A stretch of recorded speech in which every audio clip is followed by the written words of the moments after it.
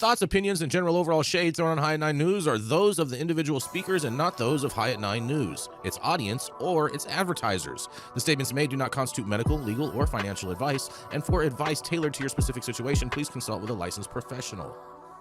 Welcome to the High at 9 News Hour, where you will hear from cannabis industry experts and professionals from around the country talk about important topics while shining light on global issues and discussing cannabis as it relates to politics, regulation and reform, data and technology, science, research and medicine, family and parenting, art, celebrities and entertainment, fitness, sports, mental health and wellness, and plant-based medicines and entheogenics. Together, we are building a stronger community, fighting the stigma and creating change. With your host, Jason Beck, joined by special industry expert correspondents from around the country, and daily antics brought to you by Cannabis.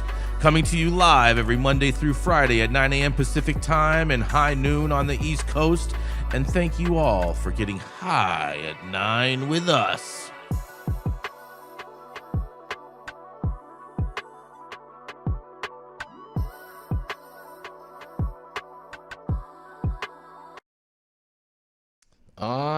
Yeah. Good morning, everybody. It is Friday, August 29th, and today is a National Lemon Juice Day. I drink a little lemon juice in my water every single morning with some salt and some, what else do I put in there?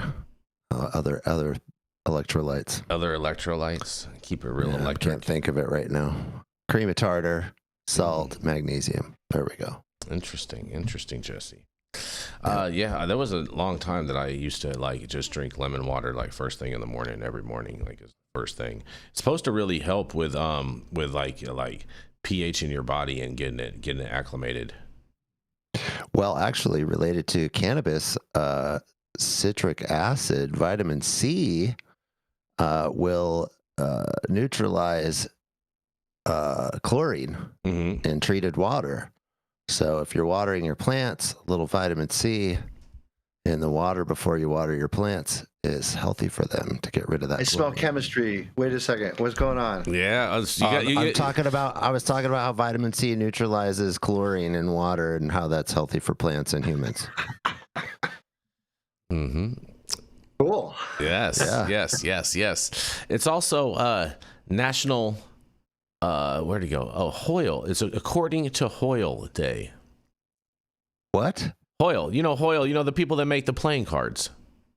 Oh, according to Hoyle, what? That's what it's called. According to Hoyle. That's what it's called. According to Hoyle.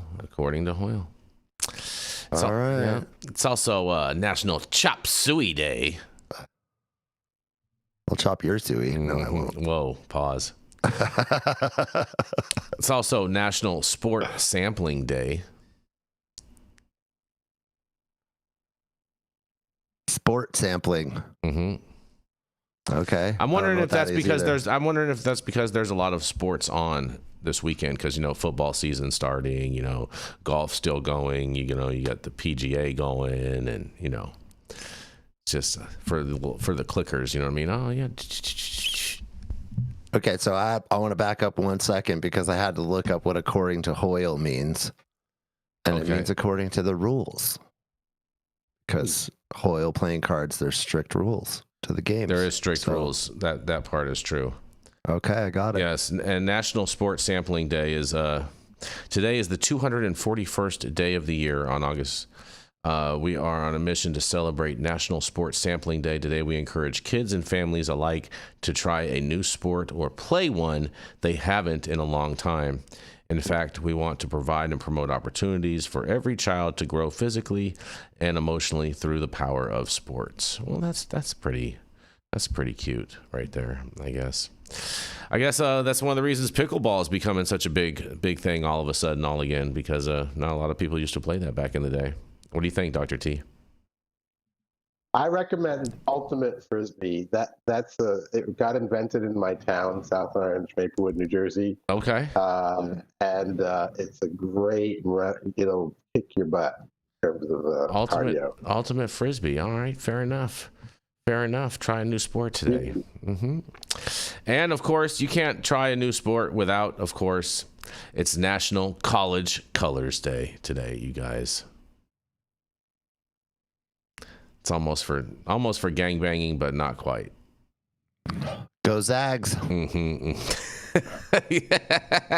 That's my local team, man. Interesting. The Gonzaga Bulldogs. You know, you got UCLA, you got USC, you know what I mean?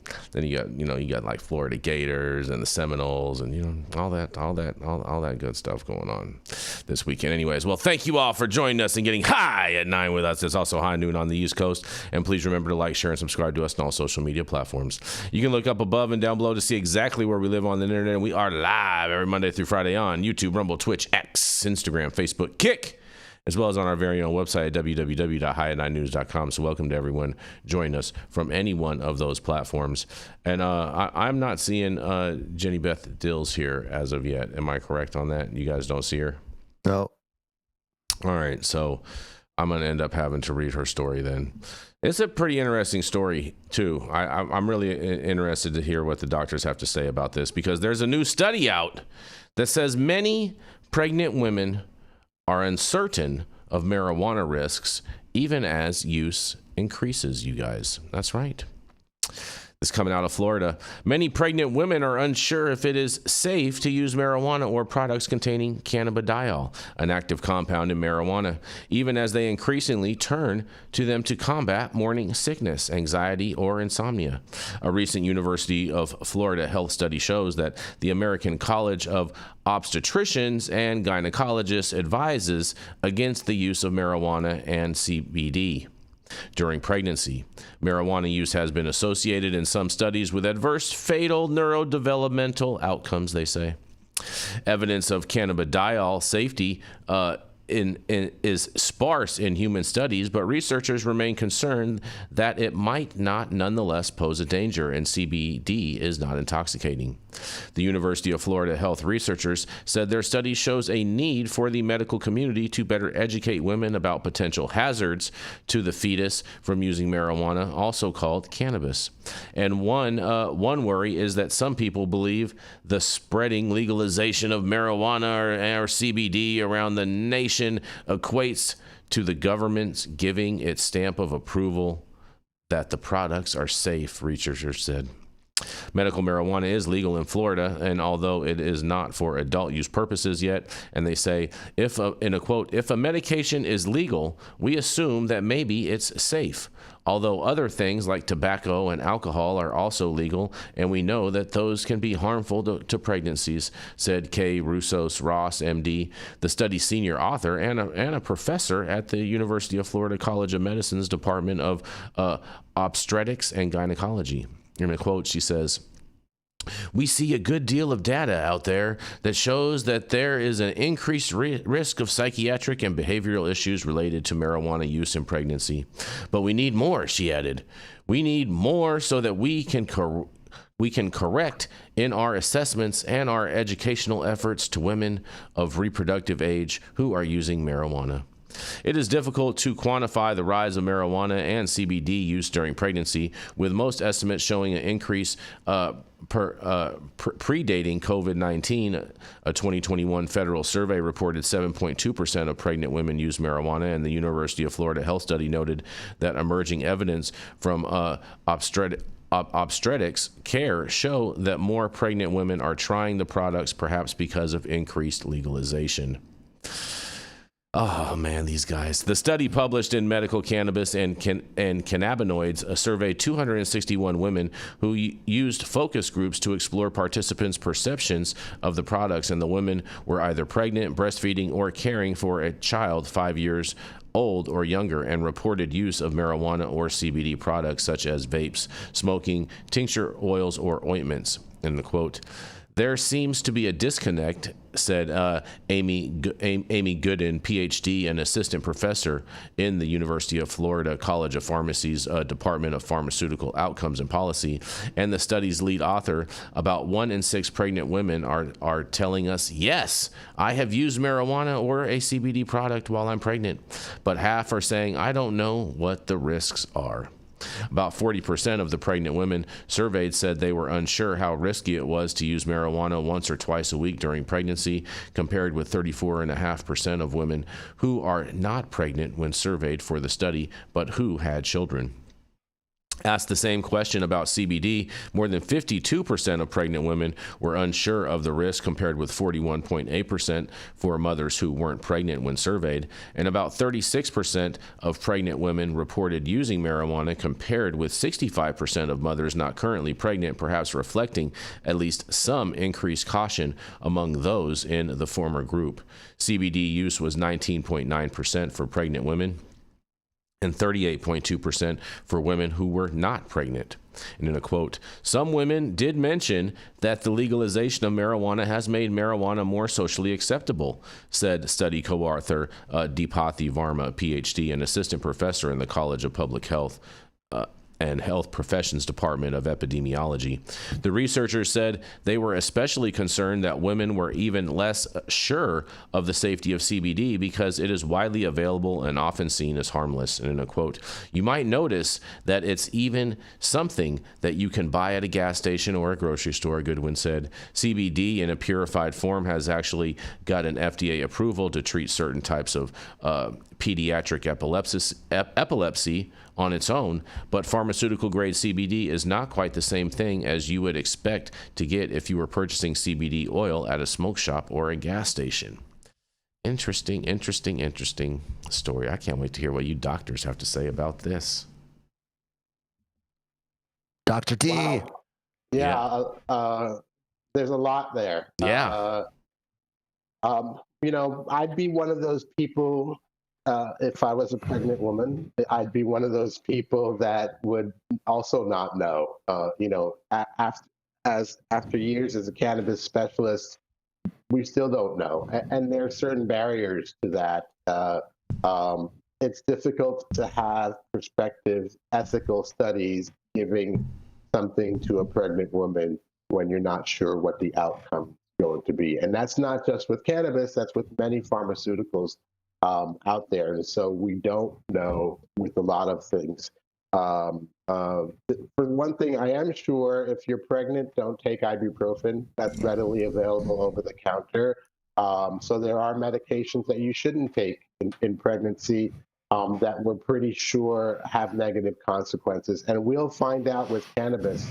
What's going to be interesting is that this data that they're looking at, this epidemiologic data, should be looked at in terms of what is the infant mortality, what is the risk of, what are the complications in pregnancy since the increase in cannabis. Because yes, more access to cannabis means more cannabis use. If more cannabis use is affecting pregnant women, we should have that data available to us to see if there's any changes happening there. My guess is that there hasn't been any changes. Well, Dr. T, I'm surprised you didn't just start to just reference all of the women, the Rastafarian culture and women that use cannabis throughout their entire pregnancy, and yet they don't have these problems in Jamaica.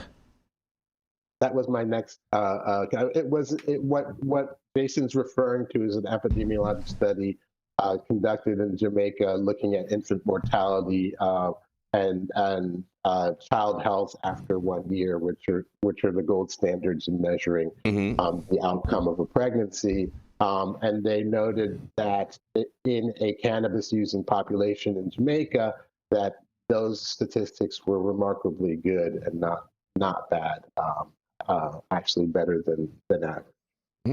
And so that's a lot of people who support cannabis point to that. That's going to make more people use cannabis during pregnancy. We'll see what the outcome is. But if you're not sure, then I would avoid using it during pregnancy because we're not sure. And that's really why we're suggesting to not use it. Yes. Dr. Mark, what do you got to say about this? Well, let's see. My wife, who's the mother of my children who are grown, is a cannabis user. And during one pregnancy, she did not use it, her first pregnancy, but during her second, she did. And I don't know if it had an impact or anything, but what we do know, right, Dr. T, is that in mother's milk, when you're nursing, that there are endocannabinoids. So you'd assume, again, just because of the fat content in there, if a mother is using during her pregnancy, that the milk she'll express probably has cannabinoid, like probably 11-hydroxy and maybe some of the other metabolites that are in the blood of cannabis users. I guess what you'd have to say though is that, and again, Dr. T, I really welcome this discussion, because if the endocannabinoid system is regulating homeostasis, you would think, again, it would be beneficial, especially if there's any stress to the fetus during the pregnancy. And you would imagine too that, again, if the mother is feeling stressed because of her job, because of rent, she's going to have a baby and all this stuff, she smokes a little weed, right? Blood pressure goes down. She's feeling a little bit better. They're probably babies feeling a little bit better too, right? I mean, I'm just kind of playing devil's advocate and saying, yes, I think exactly what you said is absolutely true. We really don't know the impact that smoking and using cannabis has on pregnancy. But if, again, just anecdotally, not just, in Jamaica, but many people who've consumed while they're pregnant and, worried about genetic defects in the baby or some kind of behavioral disorder down the road, I think it's just too early to be able to connect those dots. And I would just say, if it makes the mother feel good, and if the mother is like in an anxiety state and she smokes a little bit of cannabis and she actually is, it de-stresses her, that would also be beneficial to the fetus, right? Mm-hmm. I worked with nurse midwives, and both of my kids were born with the help of a midwife. There was this famous midwife, Ida May, I think is her name, who wrote a book commenting on the placenta. And the placentas, the health of the placenta is sometimes used, especially by nurse midwives, to estimate the health of the pregnancy. And so she commented that the placentas looked a lot healthier amongst the cannabis users, comparing them to other drug users out there. You're correct, Dr. T, and that's Ina May Gaskin.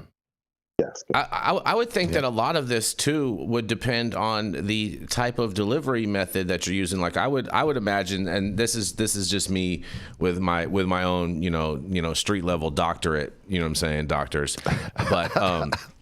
I would imagine, street doctor. Yeah. I would imagine that like vape carts you would probably want to totally stay away from because there's too many variables with anything like heavy that. metals. Yeah, I would say like if you're using a CBD topical, I would say that there's probably zero problem with something like that, unless there's some other type of ingredient that you may be allergic to that's in their formulation. And as far as consuming flower, as long as it's clean flower, you shouldn't have a problem. If you're smoking stuff with PGRs or different stuff with different pesticides, I would think that would pose the ultimate problem or potential problem of consuming cannabis. And I think it's always best to know what you're putting into your body more than whether or not the substance is harmful or not, because a lot of times those substances could have other agents that could be more harmful to you, and then it'll get correlated to say that it was the weed when it really wasn't. And for those who are pregnant out there, you're a different person when you're pregnant. I mean, physiologically, your hormone levels are different, your vascularity is different. You might find that you get allergic to certain things when you didn't normally get allergic. So I would approach cannabis like you were a new user when you're pregnant, rather than if you're going to use, rather than just do the same old thing that you've done. You just remember your physiology is different. Mm-hmm. Now, Another question comes up. First of all, you mentioned for pregnant women not to take ibuprofen, which is an over-the-counter drug, Dr. T. On the label of ibuprofen, does it state clearly that pregnant women should not take this product? It should. It should. Yeah, it says consult your doctor before using. Well, that doesn't say not to take it. Well, you shouldn't take it unless you consult your doctor, and any good doctor is going to tell you not to take it. Yeah, but you can't. Many people don't read those bottles anyway. Just spread the word. You can't trust the doctor to tell you that. I'm not buying that one, Jesse. Well, I mean, everybody should know at this point. It should be, as Dr. T is saying, ibuprofen is just really rough on your liver. Like you could drink like a pint of liquor and it's not as rough as 2 or 3 ibuprofen, as far as what I've heard. It's actually mostly kidney and gastric. Those are the top two: kidney damage and gastric. Well, yeah, it destroys your gut biome too, right? Wears away your lining. Yeah. Fascinating. So it can lead to ulcers. Yeah. All right. Well, we're gonna. This is fascinating. That's why we suggest cannabis. I'm with that. I think this was a fascinating little discussion. Thank you guys so much for this. And we're going to roll into our first commercial, and we're going to be right back.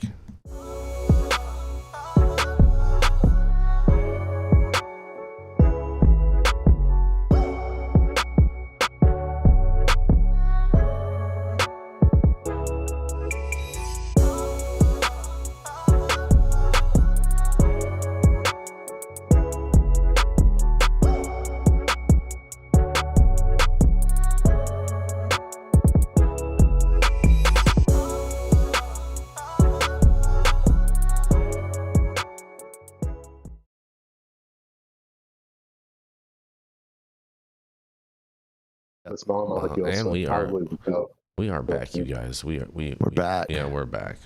Interesting stuff, you guys. Well, I found this little story today. I think you guys are gonna enjoy it. It's a triggering tale of politics because they're saying that he's untrustworthy. That's right. Lawmakers feel betrayed by Governor Meyer's veto of a marijuana zoning and labor bill. That's right. Governor Meyer vetoes 2 bills related to marijuana dispensary zoning and labor laws, deepening the rift between himself and his state lawmakers. The 2 vetoes announced on Thursday, which was yesterday evening, are the governor's first formal rejections of legislation as Delaware's chief executive. Senate Bill 75, which has long been anticipated within the marijuana business community, would have limited county-wide zoning restrictions on marijuana dispensaries. The bill was largely a response to Sussex County's de facto ban on marijuana retail stores when county council implemented a 3-mile buffer zone between marijuana retail stores and sensitive locations like schools. That's crazy. Childcare facilities, drug treatment facilities, libraries, and parks. That is insane. 3 miles. Oh, man. Newcastle County opted for a lesser but less restrictive 1,000-foot radius between sensitive locations and dispensaries, and SB 75 would have limited county-wide buffer zones to no more than 500 feet. Now, that sounds appropriate. Prohibited dispensaries from operating only within a half mile of another retail marijuana store, as well as implement other regulations relating to hours of operation. In a quote, "I support building a well-regulated adult-use cannabis market that works statewide. The way to do that is work with our counties as partners, not by stripping communities of their voice in where these stores belong," Governor Meyer said in a statement. SB 75 would override local judgment on the location and operation of cannabis establishments, and let's move forward together, respecting local zoning and exploring revenue sharing to offset local costs, so this market succeeds and earns public trust in all 3 counties. Governor Meyer sent the General Assembly his own draft legislation that would allow for each county to receive an amount equal to that of 4.5% of the total marijuana tax money from the stores located within its jurisdiction from the prior month. The state currently collects a 15% tax on marijuana products. SB 75 sponsor, State Senator Trey Parody, a Democrat from Dover, says the veto ultimately proves the governor is to be untrustworthy, explaining he and Governor Meyer had struck a deal over getting the legislation across the finish line in late June. I agreed that I would support the county's sharing revenue from retail marijuana sales, and in return, he agreed that he would take possession of the bill and then he would allow it to pass into law after 10 days without his signature. Senator Parody said, in my book, he lied to me, and not only did he lie to me, but he lied to the public. Senator Parody further explains initial talks around implementing a tax revenue share with the county were around 2 or 3%, not 4.5% as the governor is promising.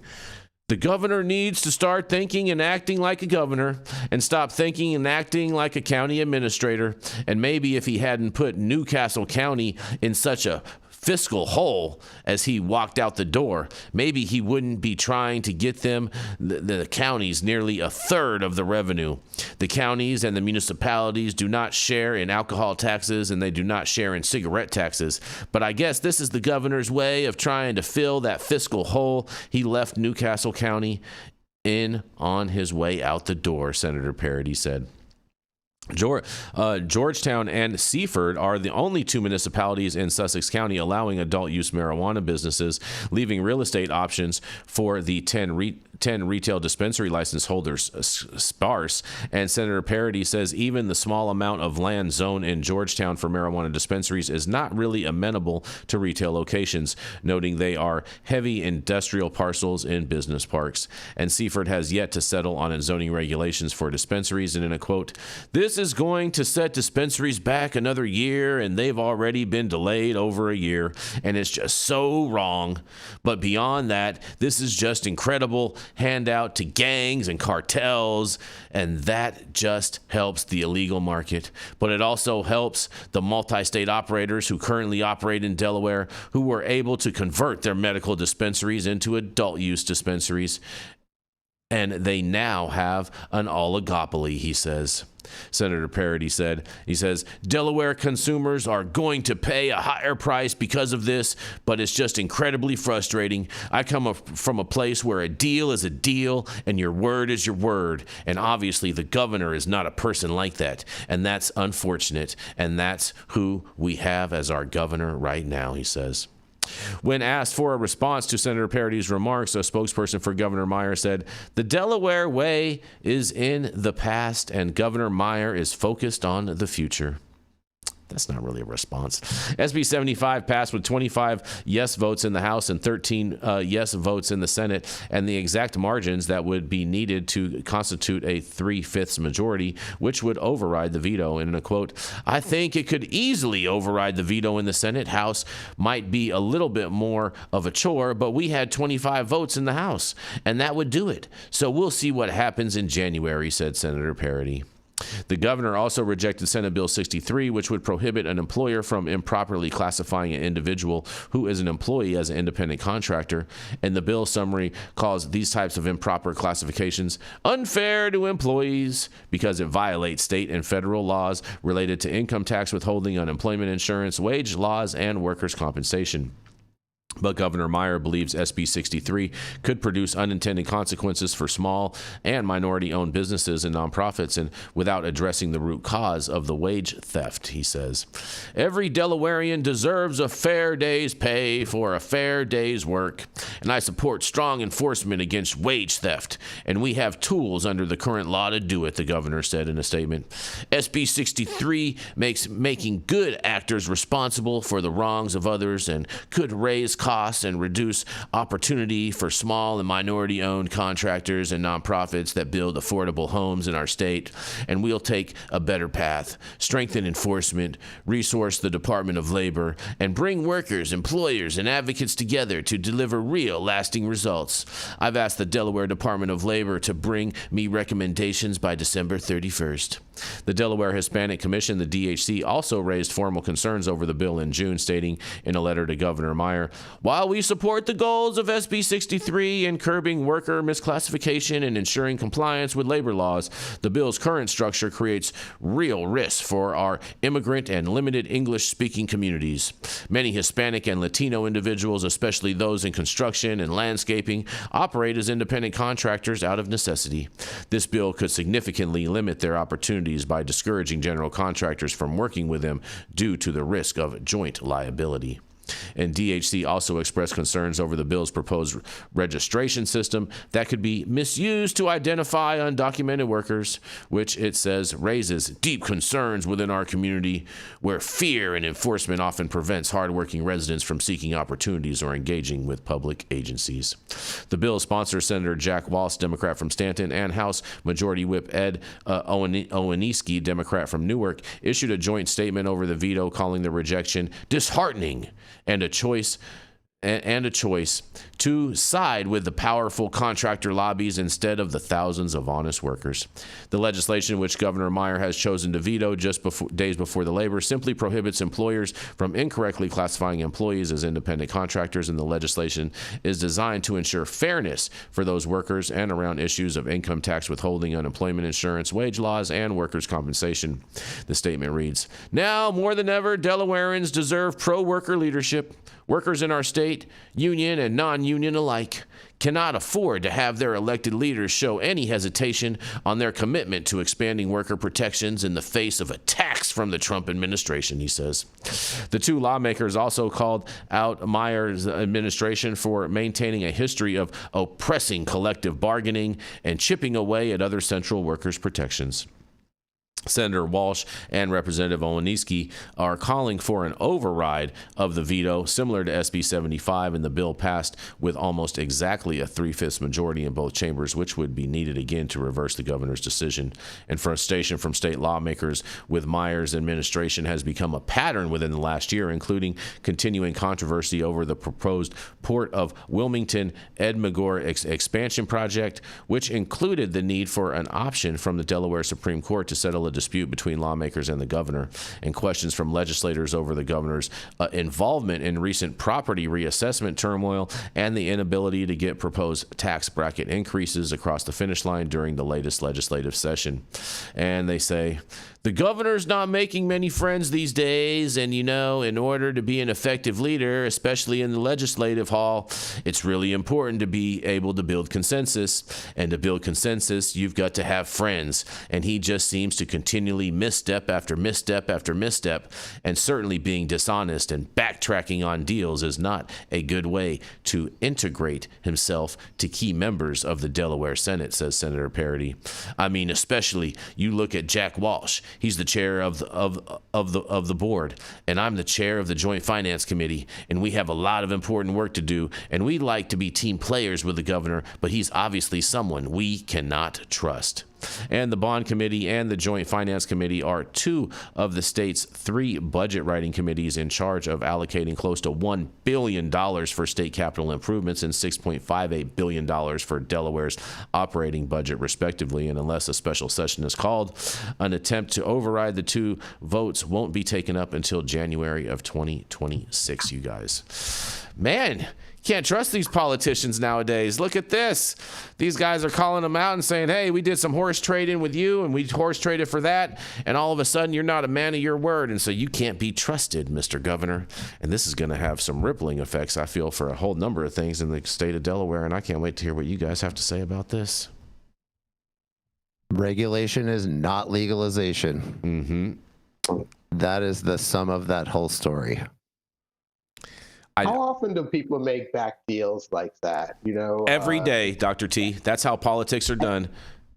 And is it common that somebody reneges on a deal that you call them out in public? I think it all depends on the situation and what your actual courses are called. But there is actual term for that in the political world. It's called being rat fucked. Is this your term? No, that's actual political term that many lobbyists use, and when those types of things happen, it's called you got rat fucked. That's what it's called. And does that happen frequently? I think rats are promiscuous animals. Well, when you get rat fucked, the only thing to do is to make sure that politics are the best for punishing your enemies, and now all of a sudden I could see definitely legislative types of punishment of the legislature not being willing to work with the governor going forward. So I doubt much will actually get done under his tenure, as what this article stated. I've got to say, what would Jerry do here? What would Jerry do? What do you think, Mark? He dropped some LSD and moved to California. I'm saying, where's the love? That's what I'm saying. Delaware is a very interesting state. Business-wise, they have very good corporation laws. So even, all of these corporations that operate in California and Colorado and elsewhere, they're all set up as Delaware LLCs, and there's a reason for that, right? So the other thing is that, Delaware is kind of like the crossroads of the Mid-Atlantic. It's right between New Jersey and, kind of like the D.C. area, D.C. Baltimore area. So a lot of people drive through Delaware, and everyone knows that, Delaware has got tax-free shopping. Yeah. Right? Tax-free shopping. So just off of I-95, conveniently accessed within an hour to 5 different states, there's a Costco where you could, when you go to Costco, Jesse, especially when you got a big family like yours, right? You're spending hundreds and hundreds of dollars. So a lot of people go and do their big Costco run at the tax-free one in Delaware, right? Yeah. So Delaware has got this really unique kind of, demographic, because it's a small state, kind of like Vermont. I think there's less than 1 million people. But there's so much banking going on there, and a lot of pharmaceutical and chemical companies and oil companies are there. So it's a very favorable place to do business.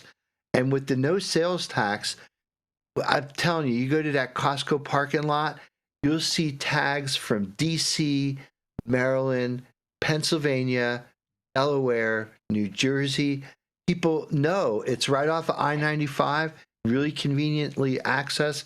Go there, buy your big screen TV, right? Instead of paying 8% or whatever it is, the sales tax up in Pennsylvania or Jersey, now you're not paying any sales tax at all. Yeah. So you think, again, like the business environment in Delaware would understand that, okay, we have this shopping thing and people love to shop because they don't like paying sales tax. How can we use that to our advantage to really boost our cannabis economy? And I think if you look at like their numbers alone, like when you do like an evaluation of numbers, Jason, there's no comparing California, right? There's more people in the San Fernando Valley than there is in 10 Delawares, right? Yep. So, I mean, it's just, there's just no fucking comparison. But when you think about, tourism, like here in Vermont, we get like 13 million tourists a year. And certainly we rely on some of those tourism dollars to go spend money at the dispensaries and help the Vermont market, help the Vermont businesses. They have the same kind of thing going on down in Delaware. And to me, it's an opportunity for them to lose because they're geographically where they're at. It's very convenient for other states to basically, for them to get money from citizens from other states. So I think they need to play it right. The governor down there, the governor in Delaware has always been, bought and sold by the banking and chemical industries, which are huge in the state. Who knows? I think there's a certain amount of pushback on legalization down there, but I know a couple operators down there, and they said the numbers, their first weekend, Jason, was like record numbers. I want to say that, but that's everywhere. That's everywhere though, Dr. Mark. Right. So you can't put anything on that, because when everyone gets all excited for a while, like I want to see the numbers after 3-4 years. You know what I mean? When everything is like normalized, it's not a thing. It's not like, oh, we went to the dispensary today. It's just when it normalizes, those numbers are going to drop dramatically. Right. And I think that there's a fair amount of the hemp-derived stuff going on, too, in Delaware. I don't know that for a fact, but I'm just assuming just based on where they're at. I know that it's big in Maryland, and certainly, they're just across the border from Maryland. So, yep. Yeah, it'll be interesting to see what happens there. But, yeah, the governor's got to play nicely with these folks who want to legislate, you know. And then the legislatures are already saying, hey, you know what, I'm in charge of the budget, and I'm in charge of this other budget, and basically whatever the governor asks for, it sounds like he's not going to get. They're going to give him the exact opposite of anything he asked for. Which, you know, that's how it sounds. That's how it sounds to me. You know what I mean? But I play politics. You know, most people, Dr. T, they like to eat the sausage, but most people don't want to see how the sausage is made, and so that is a little glimpse into the kitchen, so to say, Dr. T. As long as it's made with love, right? It's always love. It's all love. Derivatives.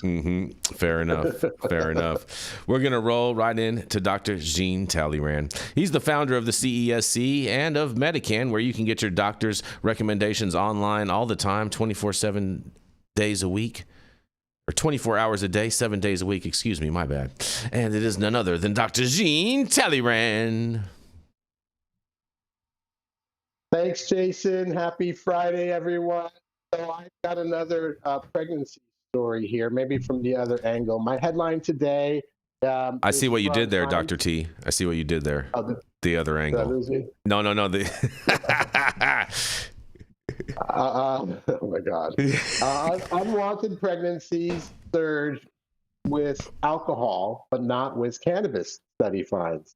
A new study has found that among women with a high desire to avoid becoming pregnant, those who drank heavily had a 50% higher risk of becoming pregnant than those who drank moderately or not at all. Sorry, I'm having trouble with this. Or not at all. In contrast, participants who used cannabis were no more likely to have an undesired pregnancy than participants who did not use cannabis. The relationship between alcohol and cannabis use and unintended pregnancy is of interest to public health authorities because of clear harms from fetal alcohol exposure and high rates of unintended pregnancy in the United States. Didn't realize that. Previous research suggests that people who drink heavily or use drugs may be more likely than those who do not to become pregnant unintentionally. Studies also show that those who experience unintended versus intended pregnancies discover pregnancy later, and therefore may drink or use drugs for longer than before discovering pregnancy, and may be less likely to reduce substance use after discovering pregnancy. From a large sample of over 2,000 non-pregnant women aged 15 to 34, researchers affiliated with the University of California, San Francisco tracked outcomes in a cohort of 936 women who expressed a strong desire not to become pregnant. 429 women reported heavy drinking and 362 reported using cannabis, including 157 who reported daily or almost daily cannabis. Those who drank heavily and those who used cannabis frequently had a higher overall desire to avoid pregnancy compared with participants who drank moderately or not at all and participants who did not use cannabis. Over the course of 1 year, 71 of the 936 women who most wanted to avoid pregnancy became pregnant. More than half of those undesired pregnancies occurred among those who drank heavily, more than the combined number for those who drank moderately or not at all. In other words, heavy drinking was associated with a higher risk of undesired pregnancy compared with lower levels of drinking. In contrast, less than half of the 71 undesired pregnancies occurred among people who used cannabis, meaning that those who used cannabis did not show an elevated risk of undesired pregnancy compared with people who did not use cannabis. Lead author Dr. Sarah Raifman of the University of California, San Francisco School of Medicine commented, "Finding out why those pregnancies happen is the next step in our research. In the meantime, given the potential life-altering effects of fetal alcohol spectrum disorders, which occur when a fetus is exposed to alcohol through the mother's drinking, and the fact that the risk of FASD increases with the amount and duration of the mother's drinking, it's important for doctors and clinicians to support women who drink heavily to stop drinking as soon as they suspect an unintended pregnancy. Alcohol use among non-pregnant women of reproductive age is common, legal, and accepted in the United States. Most people reduce alcohol use when they become pregnant, but fewer modify drinking before becoming pregnant, even if they intend to become pregnant. It can be difficult to implement and sustain behaviors in advance of potential pregnancy, particularly given that many pregnancies are not explicitly planned. In contrast, cannabis use, especially during pregnancy, has historically been more stigmatized and punished through the criminal justice and child welfare systems, in part because of the legal status of the substance and the war on drugs in the United States. Despite clear evidence of potential fetal harms from heavy alcohol exposure relative to cannabis exposure during pregnancy, research indicates that the pregnant women fear being reported for cannabis use more than for alcohol use. It is therefore not surprising that participants who use cannabis reported higher desire to avoid pregnancy than those who did not. So this study is a prospective study which reduces bias. Prior research on cannabis and sexual behavior is limited, but one study suggests that cannabis may be associated with decreased rather than increased risky behaviors. This study has limitations. It doesn't account for changes in substance use from baseline. However, it does account for changes in intended versus unintended pregnancy over the year-long study. Why do you think people who don't want to be pregnant are more likely to get pregnant when drinking alcohol rather than using cannabis? That's really the question that these researchers are trying to pursue. So this is Dr. Jean Talleyrand with I@9 News. Jesse, I feel like you should start this off right here, Jesse. You got more kids than all of us.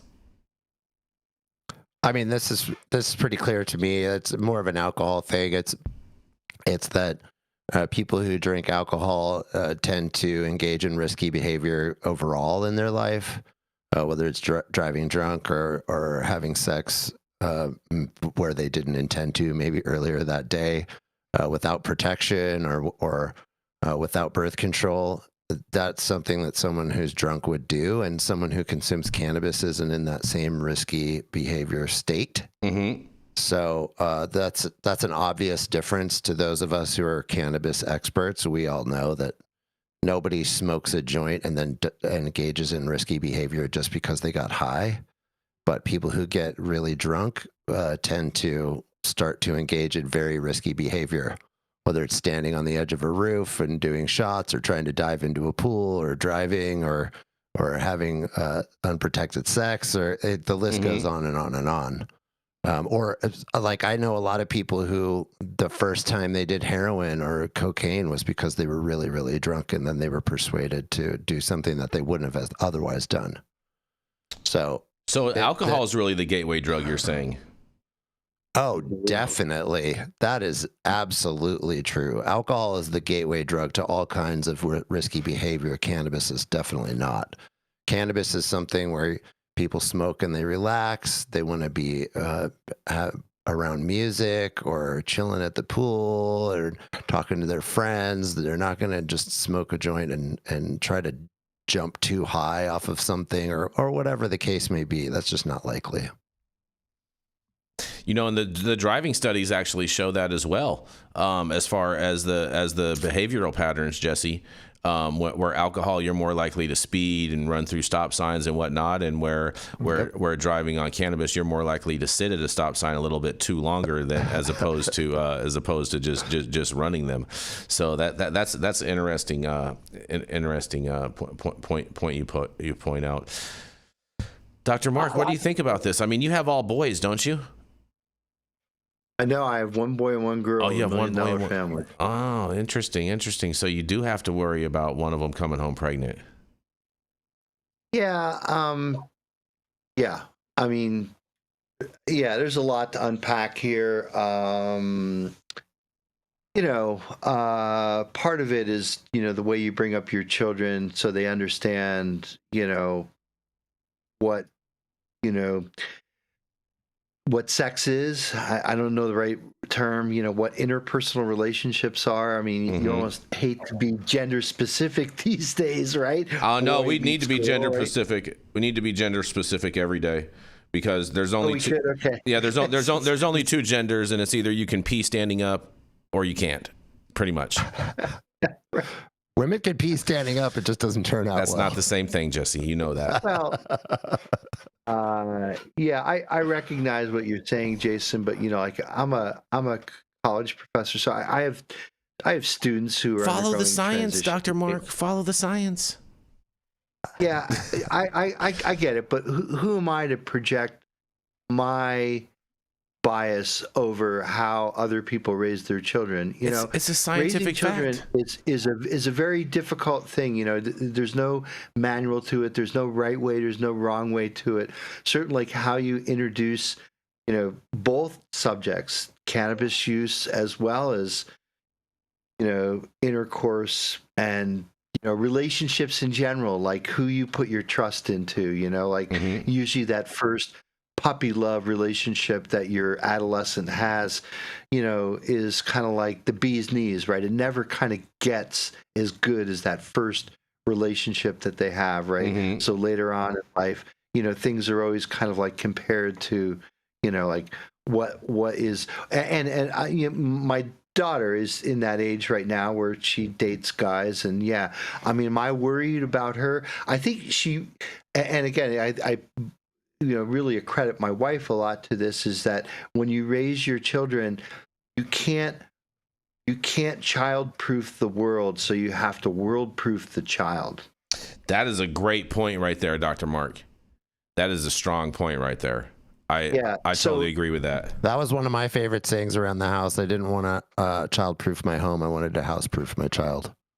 Yeah. So like when you're teaching your kids like what like right and wrong, and I don't know, especially around, again, I think you recognize, Jason, like what you're thinking is that, oh yeah, I do have a daughter, so I have to be concerned with like who runs in her social circles. Yes. I want to make sure that like there's no sexual predators, or there's, but kids, today, especially with the social media and the apps and the way that, they're swiping left and swiping right to meet, dates and stuff like that. It's just a completely different ballgame than when we grew up and we knew people before we, jumped into bed with them.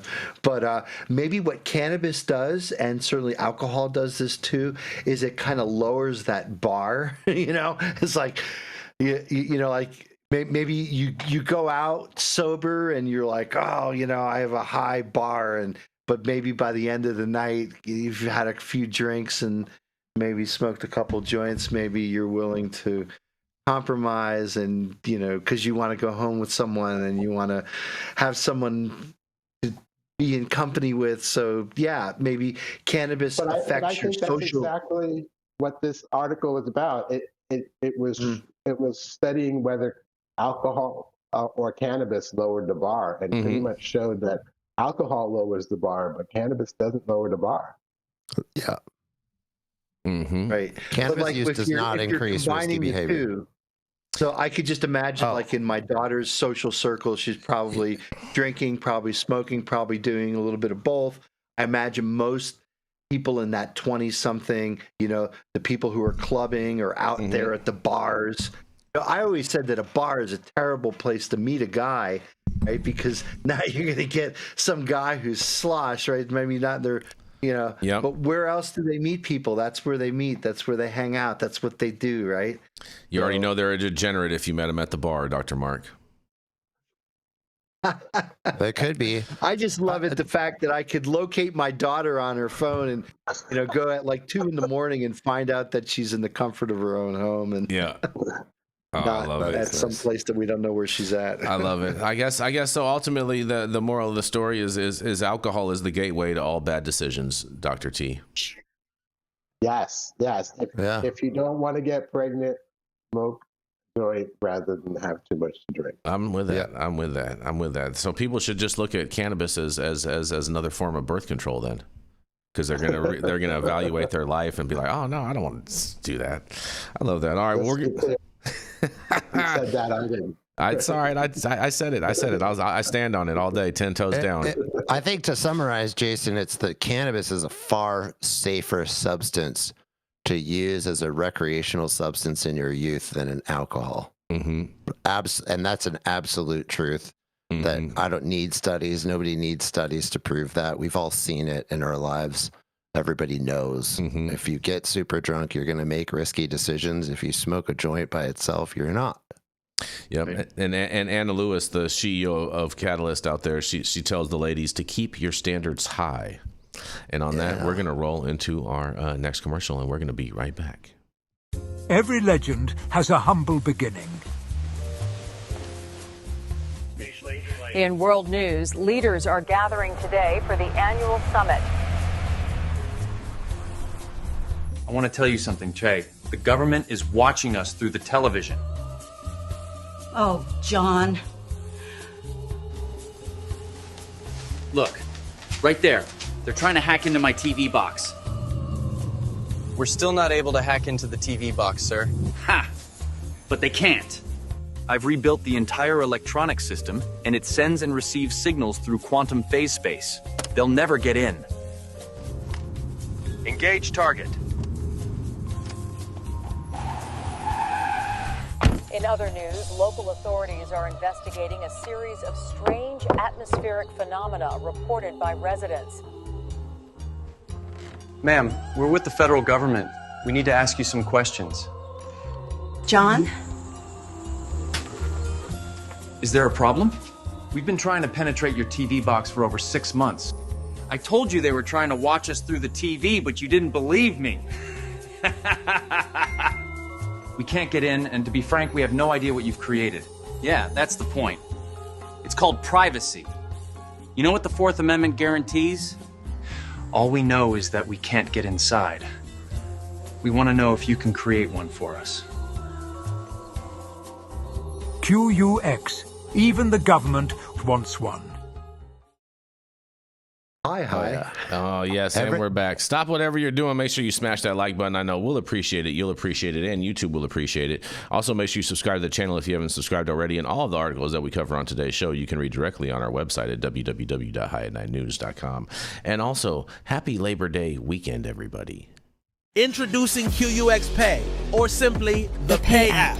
Where you can pay like it's nobody's business. Because it isn't. It's what everyone's been clamoring for. It's finally here. Secure every payment. Your data stays private. QUX will never sell your data for profit, period. Pay friends, family, contacts instantly. No hidden fees. No limits. Spend on the move. With this patented technology, you can use debit, credit, bank transfers, cash cards, and even crypto completely offline. Amounts transferred through the Pay app reach their destination instantly. Transfers in a flash. As quick as sending a text. No more waiting around like crypto. Are you ready for the future of payments? The state of the art for money is finally here. Data privacy and security protocols trusted by militaries and banks worldwide. QUX Pay, the Pay app. Available as an app and point of sale system, personal and corporate accounts available. Go to QUXPay.com and start using the Pay app today. Dose-dependent thing, too. Yeah. Oh, and we are back. And on this, we are going to roll right into Dr. Mark Scialdone. He's a researcher and a chemist and all of that amazing things, finding all the amazing compounds in cannabis that you never know existed, but he is going to find them out in the great Champlain region of Vermont, and is none other than Dr. Mark Scialdone. All right, thank you, Jason. Happy Friday, everybody.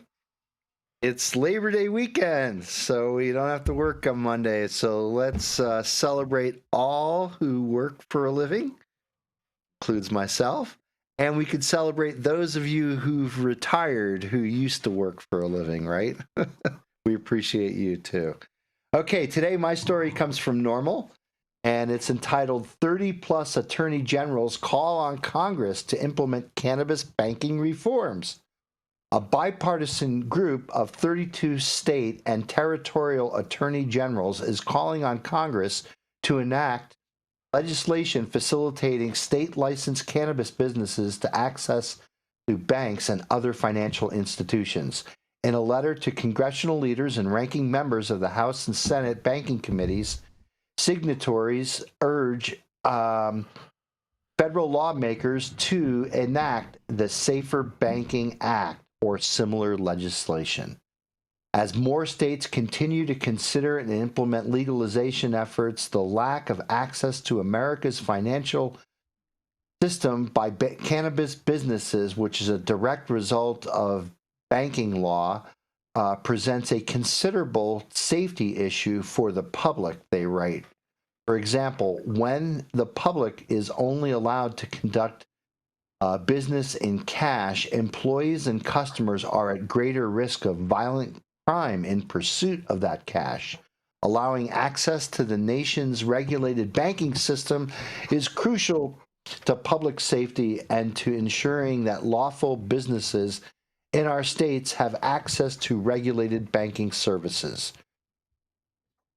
Prior versions of the Safer Banking Act have been repeatedly advanced by members of the House of Representatives, but Senate lawmakers have never advanced this legislation to the floor for consideration. Currently, fewer than 10% of all financial institutions nationwide provide services to state-licensed cannabis businesses. That's because federal law discourages banks and other institutions from maintaining relationships with cannabis businesses because marijuana remains classified as a Schedule I substance, Schedule I controlled substance. According to survey data compiled by Whitney Economics, over 70% of participating cannabis businesses say the lack of access to banking or investment capital is their top challenge. NORML has repeatedly called on Congress to amend federal banking legislation, opining, quote, "No industry can operate safely, transparently, or effectively without access to bank and other financial institutions, and it is self-evident that the players in this industry, smaller and minority business-owned businesses in particular, and those consumers that are served by it will remain hampered without better access to credit and financing." Lawmakers have yet to reintroduce the safer banking legislation this session. Well, again, I think the importance here is that we all need senators, right? I don't think we need to write our congressmen here. It seems like this thing gets shut down in the Senate every time. Write your senators and tell them to, approve getting safe banking to the floor for a vote. I think the process of doing that will build the consensus required for it to pass. So it's ridiculous that you.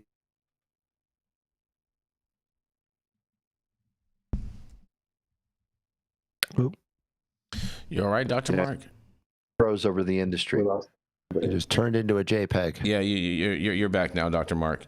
There we go. Yeah. Oh, okay. I was just going to say, we all know that safe banking is absolutely needed, and it's just part of, again, the old school of wanting to keep cannabis held down to a Schedule I substance that, is not making access to banking possible. Mm-hmm. Yeah, you see the governor of Delaware, sort of trying to backtrack, and this is something that should have been passed a long time ago. Yes, it should have. There are forces that are holding it back, but there's no holding it back. It's just eventually gonna happen. Maybe this is the time.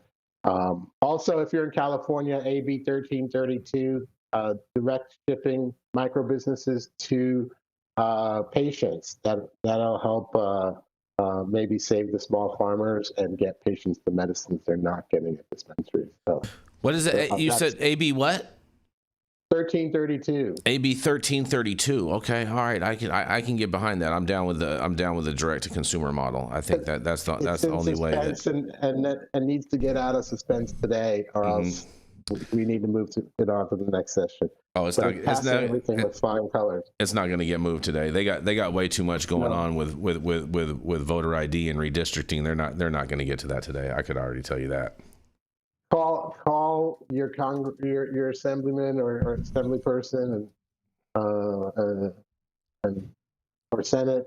I think it's in this. Whoever's put it in. I agree with that, with the act, that people need to get active and call them in relation to that. But at the same time, like, don't expect it to get done. But we do need to keep the momentum and the pressure on, and the pressure building on that to ultimately get that across the finish line. I do agree with that, Dr. T. Okay. Yes. Well, I have a question for you, Dr. Mark. Yes. In regards with this story, because I've Senator Bernie Moreno is a good buddy of mine, and he has told me that this is gonna cross the finish line. As to when it does is yet to be determined.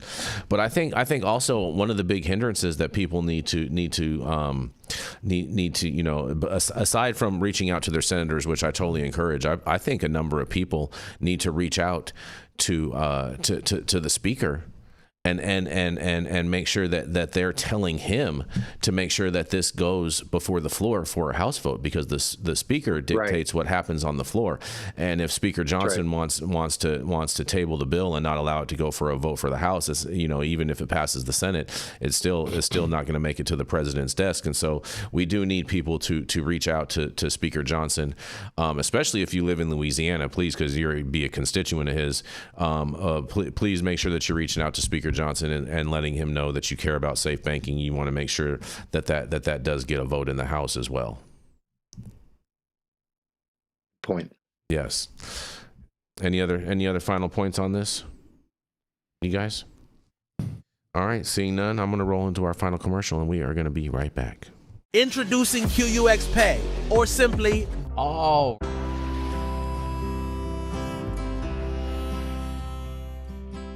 man, your knees still bothering you, man? Yeah, my left one, And I'll tell you what, I've been using this new CBD cream, and it works like a miracle. CBDs? I done heard about them CBDs. I was out there on them Twitters the other day, and I heard they get you high as a kite. Well, not this stuff. This stuff is tested. Every batch, all the way through, pharmaceutical grade, and in a GMP certified facility. So you're not going to have to worry about flying high. GMP certified? I might have to try some of this out. Where am I even find this? You go directly to aimhighhemp.com and they will ship it to your door right away. Tested. It's not a name, it's a promise.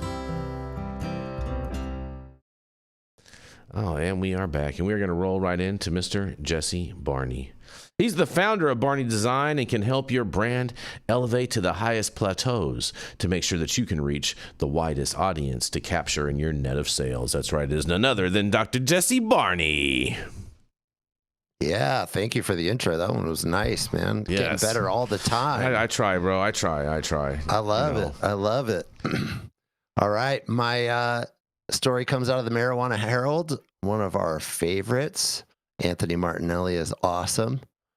If you don't follow that site, should.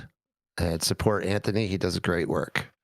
The headline is, researchers from University College Dublin have developed what they call a breakthrough method to determine the sex of cannabis plants at an early stage of growth. This one's great for all our grower friends out there. So, the study, published in Planta, introduces CSPDS5, a highly conserved genetic marker that enables precise, affordable, and reliable sex identification using a simple PCR-based assay.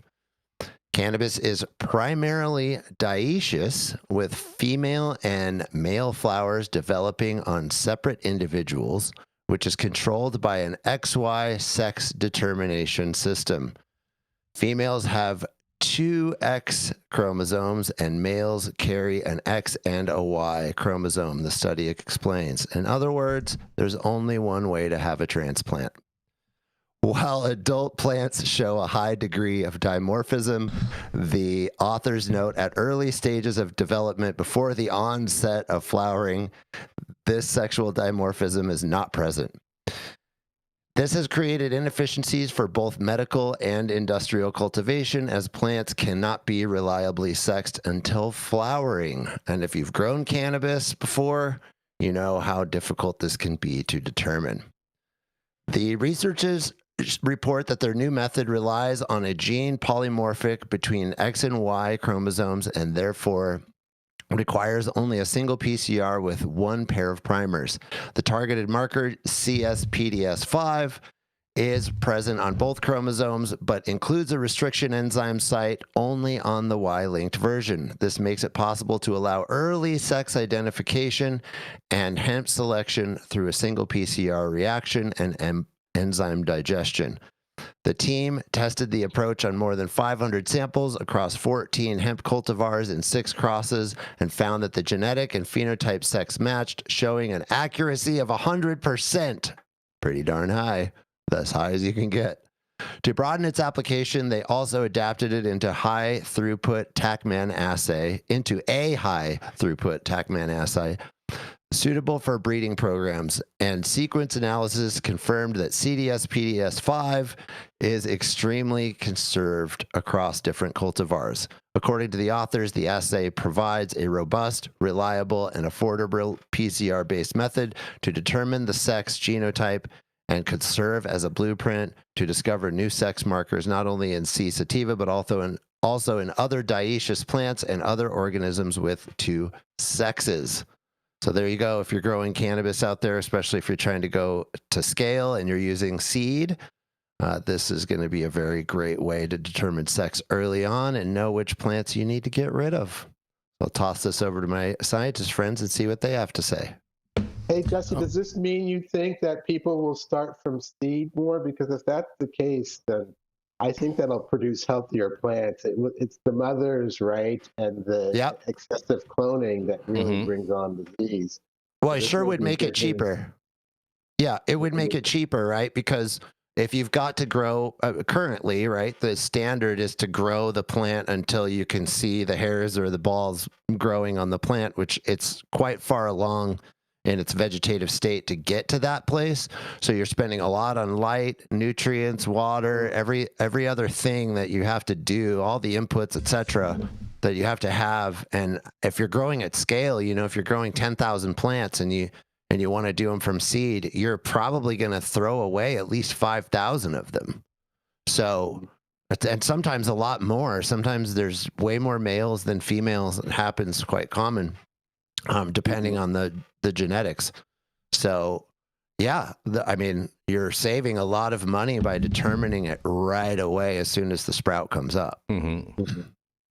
So, we did get a super chat in from the C Word that says, "Have a great weekend, you beautiful plant lovers." Now, Jesse, in regards with your story, I'm a little confused, and Dr. Mark, I'm a little confused. Because cannabis plants only have two genders, male or female. How come they can't identify as whatever they want to be too? That was my transplant joke. That was my transplant joke, Jason. You missed my transplant joke? There's only one kind of transplant in the cannabis world. Fair enough. That was one that good. moves from one pot to another. That's my second joke. I see. And there are hermaphrodites, right? There are plants that there are plants that, yeah, well, but those ones will produce. We throw those away. Yeah, those will produce seeds that won't grow anything. No herms. They only grow seeds. They don't flower. No herms in the garden. No, they'll produce seeds, but the seeds won't produce anything. They're basically duds.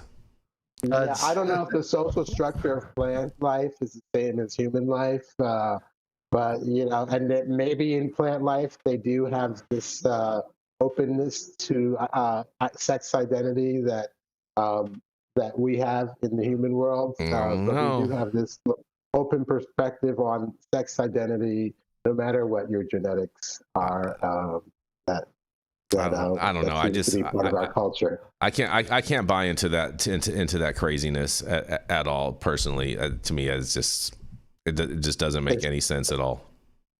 It's been happening for millennia, though. So, well, I mean, mental illness has been happening for millennia. You are right about that, Dr. T. Like I said, you say tomato, I'll say tomato. That's fine. I'm totally fine with that. I'm totally good with that. I'm totally good with that. I mean, but this is really ultimately going to help these large scale producers that purchase large amounts of seeds. I mean, that's who is ultimately going to help the most, right, Jesse? With this type of technology. Well, I don't know if you can apply this to the seed itself. I mean, because the seed is a different organism than the sprout. They're two individual organisms. They're not the same. It's kind of a weird thing, but that's one of the miracles of plants in general is that the seed literally dies. It's an organism that dies, and then the sprout comes out of that. Mm-hmm. So, yeah, I don't know if you'll be able to tell from the seed. That's a different thing. But definitely, this is showing that from a very, very young sprout, you would be able to do this PCR test and know whether or not it's a male or female. Is this something that you can just scan over the plant, or is this something where you have to like cut a leaf and send it to a lab? Dr. Mark would know better probably how a PCR test actually works. But yes. It's a petri dish thing, right? Yeah. There's a kit that they use to basically extract the DNA, and then what they do is they use something called PCR, which is polymerase chain reaction, to basically amplify that signals, and then they could use a database, so a DNA sequence, kind of like a thumbprint, right? So they could use it as a thumbprint to identify the organism from which that DNA. Interesting. Yeah, so they're able to tell whether there's an XX or an XY. Mm-hmm. But I don't think there's a field PCR machine out there. I think that's all in the lab. So I think you'd be sending the samples in the lab, but collecting the samples should be pretty easy. I know my 15-year-old did it in high school, a biology class. So I just feel that that's a lot of tedious work. They did say, sorry, Jason, but they did say, and Dr. Mark, you might know more what this is. To broaden the application, they also adapted this into a high throughput TACMAN assay, which apparently is something that is affordable and easy to access. Mm-hmm. Yeah, so what they're looking at is so there's certain things called markers, right? And that will give an indication on whether or not, like, if they test another plant material, those markers would identify that gene, right? So it would basically be a way that they can use laboratory analysis type methods to look at if somebody, has kind of like pirated their strain or something like that. Mm-hmm. I mean, with all the, like they're giving out, or they're selling seeds and they're selling clones, and then people are growing mothers and then they're cloning stuff out. It's just difficult to enforce that kind of thing, Mm-hmm. Is this a business that could be created, Dr. Mark, where a scientist such as yourself with the right credentials and experience could do on-site PCRs and go do, like, I don't know, 100 plants a day or something like that? Well, like I said, they actually sell kits for this, so you can go right and buy these kits. So you can do it yourself. Yeah, you need something called a plate reader, so you need to be able to read the output from the kit, and for that you need some laboratory stuff, and to get to get the sample right, so you know what you're looking at, because it's kind of like there's a lot of noise in this data, so it's easy to be misled down a rabbit hole. It's kind of like you have to kind of know exactly what you're looking for. Mm-hmm. But it's a tremendous cost saver here operationally. I mean, if you've got thousands and thousands of plants and you're able to go from seed rather than clones, cuttings, whatever, then I just think about the disease potential dropping and the savings from that. I would think that there would be a potential for a business here to improve the cultivation side of the industry. It seems like it to me. It seems like this would be a great business. And I would love to see the economic comparison of what it costs to do a PCR test per plant versus what it costs to grow them to the vegetative state where you can sex them visually. That would be the cost benefit analysis right there, Jesse. Yeah, that's where it would really come down to, because we're kind of guessing that it would be cheaper to do a PCR test, because I'm guessing it's probably less than $100, and I don't know if it costs $100 to grow. But the thing about it, bro, is what you're also talking about is all the time that you're taking. If you got 1,000 plants, Jesse, that you just planted from seed, and you have to sext all of those, bro, it's going to take you so much time to get samples from each one of those plants, and then to remember which each one of those plants were and everything. That's just a whole big old tedious cluster right there. No, well, I don't think the sampling is going to be difficult. I think you just chop off a piece, and like you said, there's a kit for it. So there was a company that came out with these a long time ago, like many moons ago, like over 10 years ago, and they were doing this, and you had this bag, and you put the bag over a portion of the leaf, and then you'd seal the bag, so then that way it was like a sterile sample of the leaf, and it would cut that portion of the leaf off when you sealed the bag, but you would have to like write down what the plant was, you know what I mean, where, you know, whatever number, whatever tag you have for it, and all of this. And it was just, you know, if you're a novice home grower and you got 10 or 20 plants, it's no big deal. But if you're talking about doing that for hundreds upon hundreds of plants, it's a lot of work. I guess there's another level to this, because I just looked it up. The TACMan assay is actually quite expensive. It's about $300. Yeah. Oh, that's it?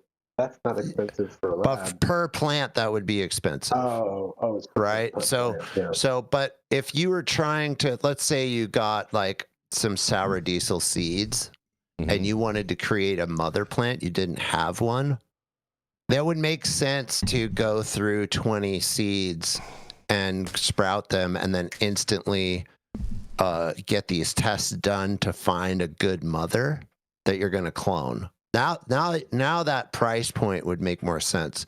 If you were doing like 1,000 seeds, and testing all 1,000 of them at $300,000 to test a room of 1,000 seeds. Yeah, that's crazy. Crazy. Yeah. So that wouldn't work. But if it came down, if somebody figured out how to make a PCR kit that was like $30, I could see it working. $3 it needs to be. $3. You think so for 1,000? Like, imagine, I don't know how much it costs. $3. How much it costs to take in a room with lights. How much does it cost to veg 1,000 plants? When you're talking about indoor, the price of indoor, what people are getting for their indoor, Jesse, there's not a lot of wiggle room for them to add in another component, a cost. It's not there. Well, but this is what I'm saying, is it might save them money. It might not be a cost. That's what we're questioning. Not if they're just buying clones. It's not going to buy them a cost. It's not going to save them anything, because they're already. Well, it takes what, 2 months to sex? Well, if you're buying clones, you already know they're all female, Jesse. No, I'm talking about from seed. If you wanted to grow from seed, yeah, it takes what, 2 months? even if you want to grow from seed, you're gonna start off with growing that seed. You know what I mean? You're gonna cut a few trays of clones off of that, and then you're gonna have to flower those out to see if it's even worth producing in the first place. So you're gonna end up doing this all on your own anyway. You don't even need the test. I guess you're thinking like I'm thinking like a hash maker. Yeah, well, I'm thinking as a realist. No, yeah, that's what hash maker versus realist. Yeah, how does that make sense? Okay. Yep. No, because a hash maker wouldn't.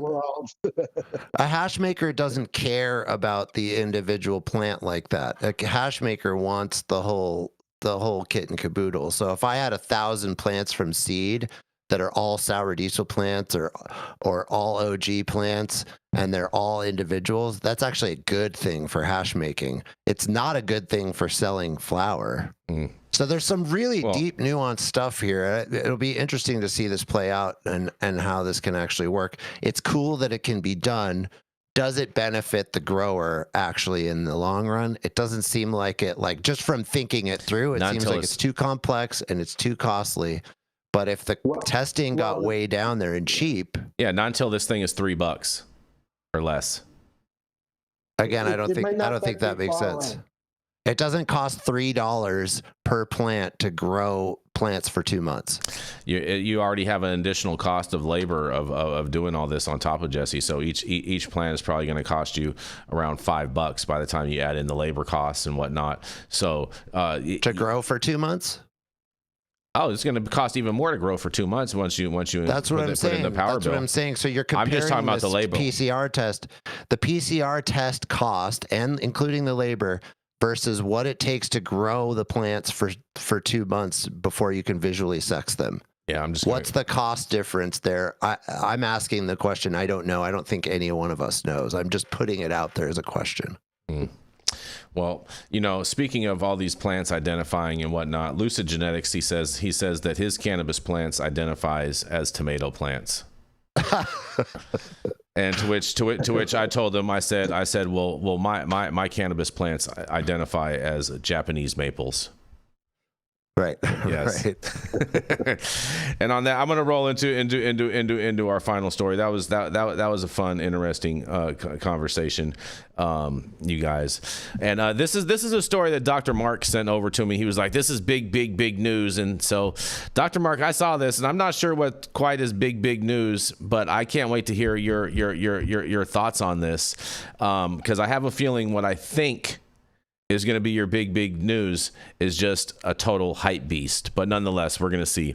Because Agrify acquires a brand portfolio from Green Thumb for $50 million. That's right. Agrify Corp, a leading provider of branded innovative solutions for the cannabis and hemp industries, announced the acquisition of a portfolio of brand intellectual properties, including Rhythm, Dogwalkers, Bebo, and others from Green Thumb Industries for $50 million paid via a convertible note.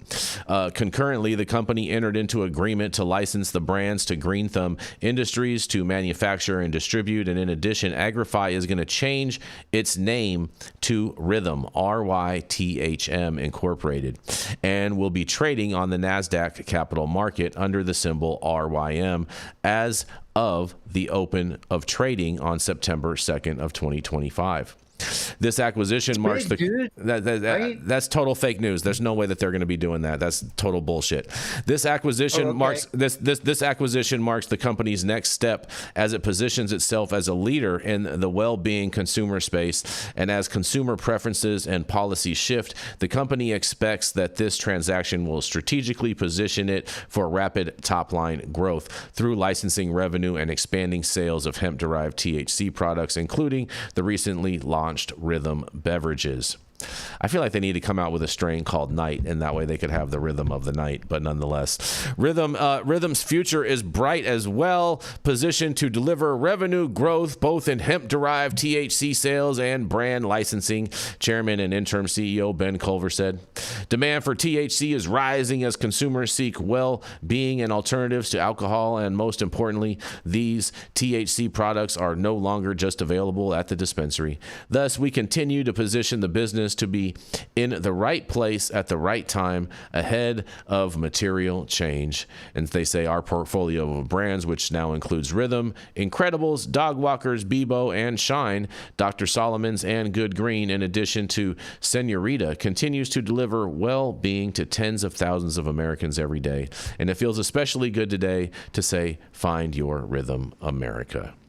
Following the transaction, the company has approximately 2 million shares of common stock outstanding, warrants for approximately 7.6 million shares of common stock, and convertible notes that, if converted, principal and interest would equal approximately 6.7 million shares of common stock.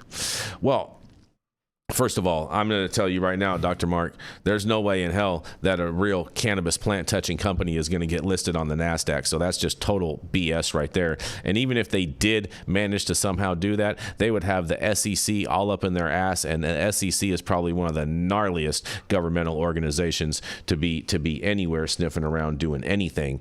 And so I think that's total gaslighting. This is their own press release of what they put out. You know what I'm saying?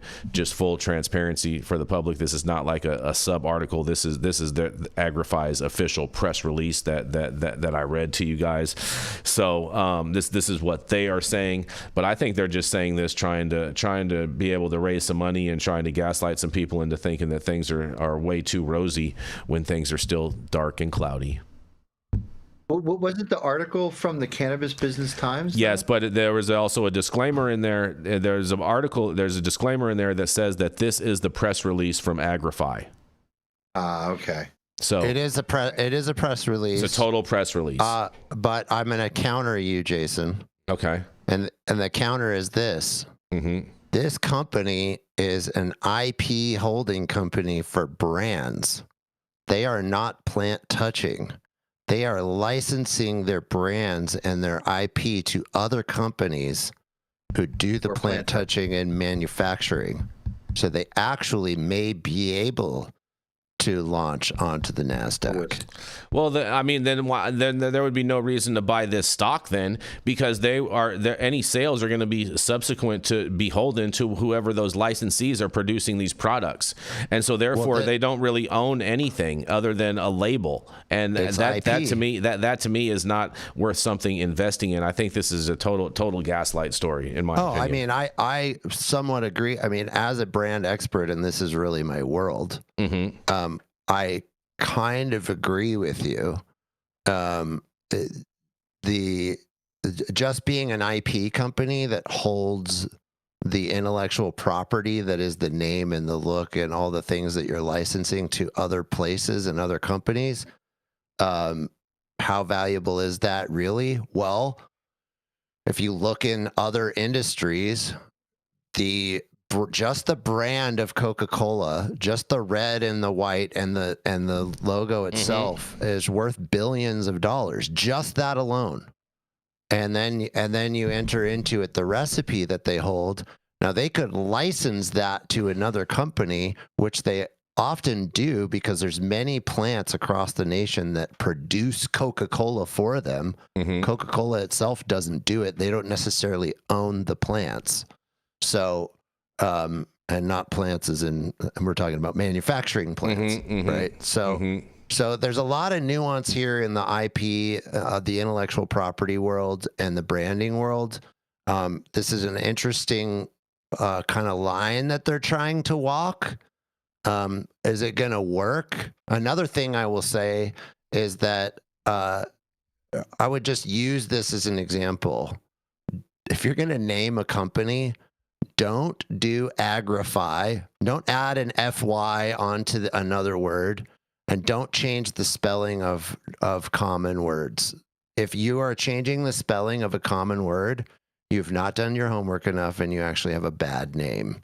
You need to go deeper, and you need to find a name that people can spell and can remember. So they're making big mistakes. For a big brand with this much money involved, they're making big mistakes just even in the naming of their company. So if anybody knows anybody at this company, you can have them call me because I need to set them straight. Well, Jesse, Hawaii Sustainable says, I stopped buying from Pure Pressure after they were acquired by Agrify. It's an IP vaporware corporate play, he says. Yeah, it's an empty shell company. They're just holding the IP. That's all they're doing. And then they're licensing to the actual manufacturers.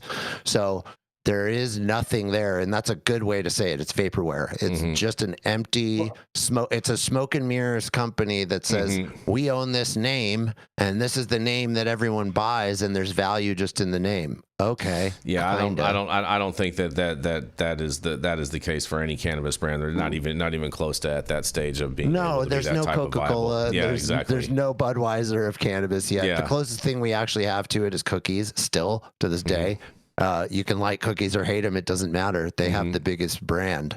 So and they have the closest thing to that. Doesn't Green Thumb have a good reputation? For what? Depends on who you talk to. For what? For what? Being predatory and being able to get licenses in selective markets. Yeah, they have a great name for that. They own a bunch of dispensaries. Only in select markets, Dr. T. Only in select markets where it's limited license share. Right, but see, you're pointing at the right thing. That have been financially. Yes, yeah, they are one of the most financially stable companies. That is correct. I do agree with that. But if you notice that this Agrify bought this from Green Thumb, it's not Green Thumb doing this in conjunction with Agrify. That's not what the article says. That's how I understood it. No. Yeah, you're right, Jesse. They have branding with them, and what they did is it says. I'll read it straight from the article. Rhythm is the company. The company entered into an agreement to license the brands to Green Thumb Industries to manufacture and distribute. So Green Thumb is doing the manufacturing and the distribution. They're the plant touchers. Got it. And okay. Rhythm is licensing their brands to Green Thumb. That's what's happening. Yeah. So that's Rhythm better than Agrify. Yeah, it's a better name, but they're still misspelling it. Are they? Yeah, RYTHM is not how you spell it. And as a branding person, that's if you're having to misspell your word for your brand name, you're making a big mistake, with very rare exceptions.